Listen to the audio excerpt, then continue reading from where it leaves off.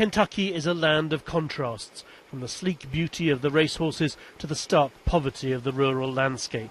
It's the worst of the USA's 50 states for smoking and cancer, not far from the bottom for heart disease, strokes and premature death. It's the sort of place where Obamacare is meant to make a real difference. Vanita Willingham hopes it does, because she's just had some bad news. The cancer is back. And it's in my bone marrow. You know, I got to stay focused.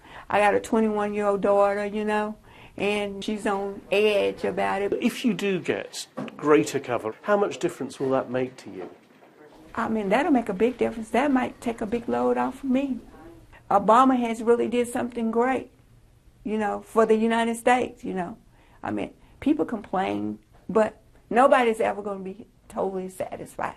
But after a month of asking, nobody can tell her what it will actually mean for her, and that's critical. Obamacare is arguably the biggest, most important thing this president has done. It's certain to be his legacy, and the reason, because it'll have an impact on the finances and lives of millions of Americans. The question, for good or ill. We're dead in the water until you have your driver's license. In a library in the small town of Bedford, Christy Hartledge is running into a few glitches as she tries to sign up another customer. Obviously, we've had glitches, as everyone has, but we've overcome them and we're moving along.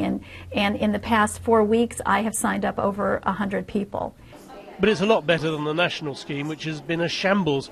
And the Democrat governor is spending $1 billion to hugely expand the healthcare program for the poorest. Most of these people have never had health coverage in their lives.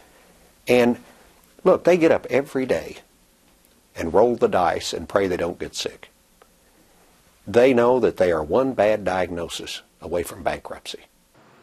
This is a conservative state. More than 60% voted for Romney. 3 Republican friends told me their dislike of Obamacare isn't just political, it's personal. It hits them in the pocketbook. It means higher cost. It means a bigger burden on a college student that's already tens of thousands of dollars in student debt. Scott Pilland is just the sort of person Obamacare is designed to help. He couldn't get any insurance because of a benign cyst. Now companies have to cover him. He still doesn't like it. It's not affordable. Even if you excluded me out of the equation, it's not affordable for my wife and my 3 children. When you add me into the mix, that just tacks me onto the plan and makes it more expensive.